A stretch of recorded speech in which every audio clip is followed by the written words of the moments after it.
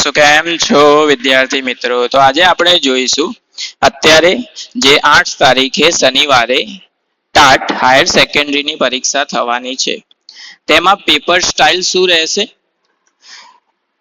પહેલું જે પેપર હશે 100 માર્ક્સનું, એમાં કઈ રીતના પ્રશ્નો પૂછાશે, કયા જવાબ લખવાના. એ જ રીતે બીજું જે પેપર 100 માર્ક્સનું પૂછાશે એનો સમય કેટલો હશે, એની અંદર કઈ રીતે જવાબ લખવાના, એની સંપૂર્ણ માહિતી આપણે આજે જોઈશું. સૌથી પહેલા તો આપણી જે જૂની તારીખ હતી 2/8/2026 એટલે કે રવિવારે, જે વરસાદના લીધે કેન્સલ થઈને 8/8/2026 એટલે કે શનિવારે રાખવામાં આવી છે. આ રીતે કંઈક ગવર્મેન્ટે કોલ લેટર આપ્યો છે, જેની અંદર 8/8ના શનિવારે તમારે આપણી જે પરીક્ષા થશે ટાટ હાયર સેકન્ડરીની, ત્યાં તમારે જે જૂની હોલ ટિકિટ આપણે ડાઉનલોડ કરી હતી એના એ જ હોલ ટિકિટ આપણે લઈને જવાની રહેશે. એ જ કેન્દ્ર ઉપર નવી હોલ ટિકિટ ડાઉનલોડ કરવાની કોઈ જરૂર નથી. હવે આપણે જોઈએ કે પેપર સ્ટાઇલ કયા પ્રમાણે હશે.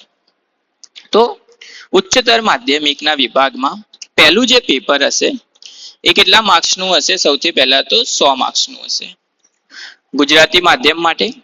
અને પહેલા પેપર માટે તમને કેટલી મિનિટ આપવામાં આવશે? 150 મિનિટ આપવામાં આવશે, એટલે કે 2.5 કલાકનો સમય તમને પહેલું પેપર લખવામાં મળશે. એની અંદર સૂચનામાં એવી વિગત આવી છે કે તમને માત્ર 24 પેજની સપ્લિમેન્ટરી જ આપવામાં આવશે, એક્સ્ટ્રા સપ્લિમેન્ટરી મળશે નહીં. એટલે કે આજે 100 માર્ક્સનું પેપર હશે એ તમારે 24 પેજની અંદર પૂર્ણ કરવાનું રહેશે. હવે જોઈએ કે પહેલું જે પેપર હશે એમાં પહેલો સવાલ શું હશે? તો પહેલો સવાલ હશે નિબંધ, આશરે 200 શબ્દોમાં. એટલે કે પહેલામાં નિબંધ લખવાનો હશે. કેટલા માર્ક્સ માટે? 20 માર્ક્સ માટે. 3 પ્રશ્ન એટલે 3 નિબંધ પૂછેલા હશે. એનીમાંથી આપણે કેટલા નિબંધ લખવાના રહેશે? 2 પ્રશ્ન લખવાના રહેશે, એક એકના 10-10 માર્ક્સ હશે. એટલે કે 2 નિબંધ 3માંથી તમારે લખવાના હશે. એના પછી આવશે સંક્ષેપીકરણ. ગદ્ય આશરે 1/3 ભાગમાં તેને શું કરવાનું હશે? ફેરવવાનું હશે. 2 પ્રશ્ન પૂછેલા હશે, એની અંદર કોઈ ઓપ્શન મળશે નહીં. જે બંને સવાલ પૂછેલા હશે એ બંને સવાલને તમારે 1/3 ભાગમાં ફેરવવાનું હશે. એના પણ 20 માર્ક્સ, 2 સવાલ, એક એકના 10 માર્ક્સ. એના પછી ત્રીજો જે સવાલ આવશે એ આવશે પત્ર લેખન. એટલે કે આશરે 100 શબ્દોમાં તમારે પત્ર લખવાનો હશે. કોઈ પણ પ્રકારનો પત્ર હોઈ શકે. એમાં પણ તમને ઓપ્શન આપવામાં આવશે નહીં. 2 પ્રશ્ન પૂછેલા હશે એટલે કે 2 પત્ર પૂછેલા હશે, બંને ફરજિયાત હશે, એમાં પણ ઓપ્શન આપવામાં આવશે નથી. એના પછી ચોથો સવાલ જે હશે એ હશે ચર્ચા પત્ર. કેટલા શબ્દોમાં તમારે લખવાનો? 150 શબ્દોમાં. કોઈ પણ વિષય ઉપર હોઈ શકે ચર્ચા પત્ર. એમાં પણ તમને ઓપ્શન મળશે નહીં. ઓપ્શન તમને ખાલી નિબંધમાં મળશે. ચર્ચા પત્રમાં પણ 2 પ્રશ્ન પૂછેલા હશે, બંનેના એ 10-10 માર્ક્સ હશે, એટલે ટોટલ 20 માર્ક્સ. તો ટોટલ કેટલા માર્ક્સ? ત્યાં 80 માર્ક્સ. 20 માર્ક્સ નિબંધના, 20 માર્ક્સ સંક્ષેપીકરણના, 20 માર્ક્સ પત્રના અને 20 માર્ક્સ ચર્ચા પત્રના. એના પછી 20 માર્ક્સનું જે હશે એ તમારે આવશે વ્યાકરણ. વ્યાકરણની અંદર 10 સવાલો ટોટલ આપેલા હશે. નોર્મલી જે રીતે પહેલો સવાલ છે રૂઢિપ્રયોગના અર્થ અને વાક્ય પ્રયોગ, તો એમાં બે સવાલો પૂછેલા હોય એક માર્ક્સના, એ તેનો તમારે જવાબ આપવાનો હશે. કારણ કે 10 સવાલ થયા ટોટલ, એકના 2 માર્ક્સ હોય તો બંનેમાં 2 સવાલો હશે એક માર્કની અંદર. એના પછી બીજો સવાલ હશે કહેવતોનો અર્થ, એટલે 2 કહેવતો પૂછેલી હશે. એના પછી હશે સમાસ, એટલે 2 સમાસ પૂછેલા હશે. એના પછી છંદ ઓળખ, એ પણ 2 સવાલ પૂછેલા હશે. અલંકાર ઓળખ, એમાં પણ 2 સવાલ પૂછેલા હશે. શબ્દ સમૂહ માટે 1 શબ્દ, એના પણ 2 સવાલ હશે. જોડણી, એના પણ 2 સવાલ હશે. લેખન શુદ્ધિ, એના પણ 2 સવાલ હશે. સંધિ, એના 2 સવાલ. અને વાક્ય રચના પરિવર્તન, એના પણ 2 સવાલ તમને એની અંદર પૂછેલા હશે. તો આ રીતે તમારું પહેલું જે પેપર હશે 100 માર્ક્સનું એ 2.5 કલાકની અંદર તમારે પૂર્ણ કરવાનું રહેશે.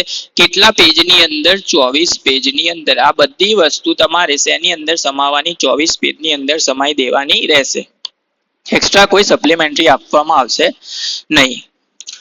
એના પછી બીજું જે પેપર હશે, એટલે કે આપણો જે વિષય હોય, જે રીતે હાયર સેકન્ડરીની અંદર મેથ્સ હોય, ભૌતિક વિજ્ઞાન હોય, રસાયણ વિજ્ઞાન હોય, ગણિત હોય, એમાંથી તમારો જે સબ્જેક્ટ હોય એની અંદર તમારા વિષયના આધારે સૌથી પહેલા તો ટોટલ 100 માર્ક્સનું પેપર હોય તો આપણને ખબર છે. બીજું, એમાંથી 75 માર્ક્સ જે હશે એ આપણા સબ્જેક્ટ રિલેટેડ હશે.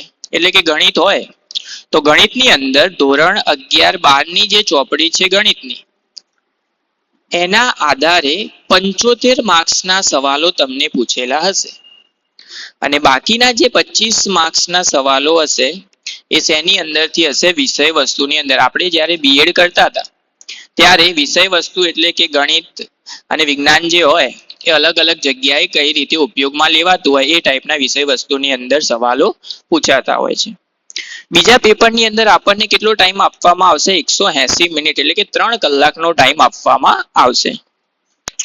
પહેલું પેપર સવારે 10:30 થી 1 વાગ્યા સુધી, એના પછી વચ્ચે બ્રેક હશે. 3 વાગે બીજું પેપર ચાલુ થશે, 3 થી 6 બીજું પેપર 3 કલાકમાં પૂરું થશે. હવે જોઈએ કે બીજું જે પેપર છે એમાં પેપર સ્ટાઇલ શું રહેશે. તો એમાં પહેલો જે સવાલ હશે એ છે મુદ્દાસર જવાબ. કેટલા શબ્દો હોવા જોઈએ? 150 થી 180 શબ્દો હોવા જોઈએ. કેટલા સવાલ પૂછેલા હશે? 7 સવાલો પૂછેલા હશે. દરેકના કેટલા માર્ક્સ હશે? 5 માર્ક્સ. અને બધા ફરજિયાત. ત્યાં તમને કોઈ ઓપ્શન આપવામાં આવતો નથી. પહેલા ઓપ્શન આપવામાં આવતો હતો, પણ હવે જે નવી પેપર સ્ટાઇલ આવી છે એની અંદર તમને કોઈ પણ ઓપ્શન મળશે નહીં. 7 સવાલ પૂછેલા હશે, એ 7 સવાલ તમારે લખવાના હશે. કેટલા માર્ક્સ હશે? એના 35 માર્ક્સ હશે. એના પછી બીજો જે સવાલ છે એ છે માંગ્યા પ્રમાણે જવાબ. એની અંદર 100 થી 150 શબ્દોની અંદર જવાબ પૂર્ણ કરવાનો રહેશે. એમાં પણ 7 સવાલ પૂછેલા હશે, બધા ફરજિયાત. અને દરેકના કેટલા માર્ક્સ હશે? 4 માર્ક્સ. એટલે 7 ચોક 28, બધા ફરજિયાત. એટલે 28 માર્ક્સનું એ વસ્તુ હશે. એના પછી 1 કે 2 વાક્યના જવાબો, એટલે કે આપણે જે 1-2 માર્ક્સના ક્વેશ્ચનો પૂછતા હોઈએ એ ટાઈપનું. ટોટલ કેટલા સવાલો પૂછેલા હશે? 11 સવાલો પૂછેલા હશે. એકના 2 માર્ક્સ હશે, એટલે 11 દુને 22 માર્ક્સ ત્યાં પૂર્ણ થશે. એના પછી 1 માર્ક્સના 15 સવાલો, જેની અંદર ખાલી જગ્યા, જોડકા, ખરા ખોટા કોઈ પણ વસ્તુ હોઈ શકે મિક્સ, અને બધા ફરજિયાત હશે. એટલે કે 15 માર્ક્સના 1 માર્કર ક્વેશ્ચન તમને પૂછેલા હશે. એટલે બીજા પેપરની અંદર જોઈએ તો આપણે પહેલા પેપરની અંદર પણ ખાલી નિબંધમાં તમને ઓપ્શન મળશે. બીજા પેપરની અંદર એક પણ ઓપ્શન મળશે નહીં. જેટલી વસ્તુ પૂછેલી હોય તમને જે આવડતી હોય બધી કમ્પલસરી લખવાની રહેશે. બીજા પેપરની અંદર તમને જે સપ્લિમેન્ટરી આપવામાં આવશે એની અંદર કેટલા પેજ હશે? માત્ર 40 પેજ હશે. એક્સ્ટ્રા સપ્લિમેન્ટરી મળશે નહીં. તમારો વિષય કોઈ પણ હોય, મેથ્સ હોય, અકાઉન્ટ હોય, સ્ટેટ હોય, તમારે 40 પેજની અંદર જ આ જે પેપર હોય એ પૂર્ણ કરવાનું રહેશે. તો આ વસ્તુની ખાસ ધ્યાન રાખવાનું.